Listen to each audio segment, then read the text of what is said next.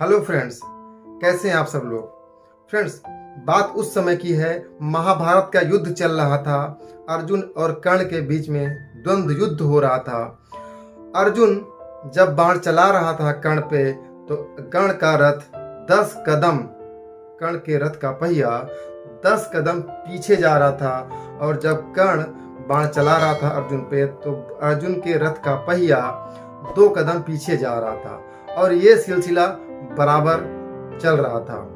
और एक समय कर्ण जब अर्जुन पे बाण चला रहा था, तो जब अर्जुन के रथ का पहिया 2 कदम पीछे जा रहा था, तो इस चीज को देखकर श्री कृष्ण, जो कि सारथी का रोल अदा कर रहे थे अर्जुन के साथ में, वो उसको देखकर हंस रहे थे और ताली बजा रहे थे और कह रहे थे, वाह क्या बाण मारा है। इस तरीके से भगवान श्री कृष्ण ने 2-3 बार ऐसे बोला, तो अर्जुन के मन में शंका हुई।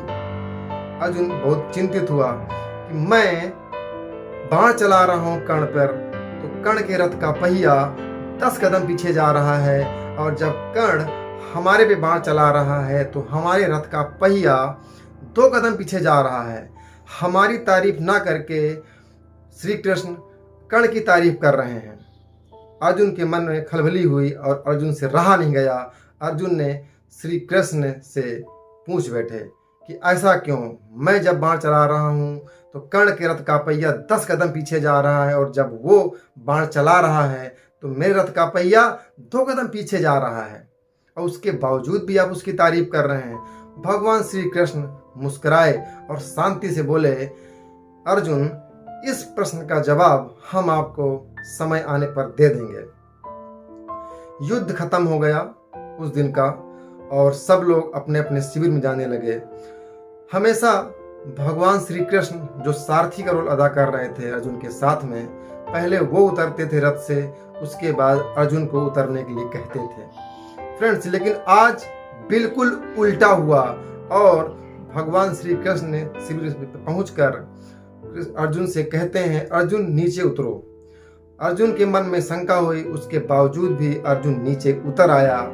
उसके बाद श्री कृष्ण भगवान ने रथ पे लगी हुई ध्वजा, जिसमें बजरंगबली का चित्र बना हुआ था, उसको निकाला, और निकालने के बाद उसके साथ में श्री कृष्ण रथ को छोड़कर बाहर आ जा रहे हैं। और जैसे ही वो बाहर आते हैं, तुरंत अर्जुन का रथ धू धू करके जल उठा और चंद मिनटों में खत्म हो गया, राख हो गया। उसके बाद भगवान श्री कृष्ण कहते हैं, अर्जुन, तू मुझसे एक सवाल पूछ रहा था, सुन।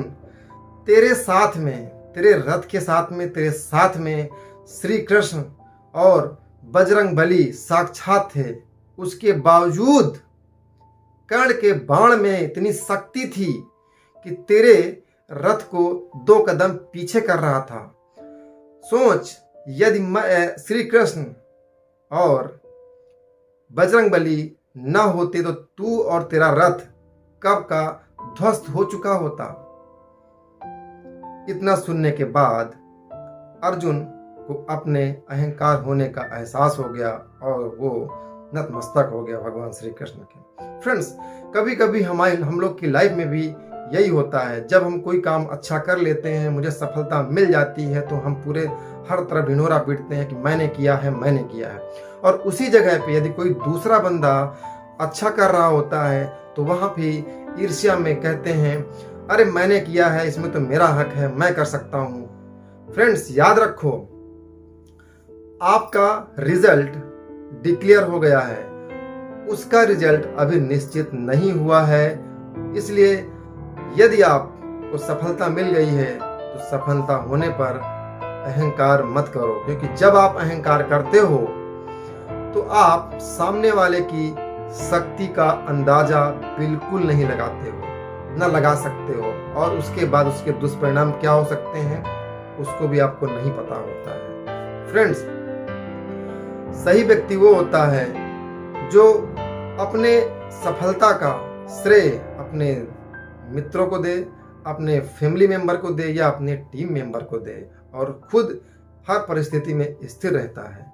फ्रेंड्स, यहाँ पर कृष्ण के बारे में कहा जाता है, भगवान श्री कृष्ण अच्छे में और बुरे में दोनों में स्थिर रहते थे और अच्छे कार्य का श्रेय अपने टीम मेंबर को या आसपास के लोगों को देते थे और स्वयं शांत रहते थे और स्थिर रहते थे।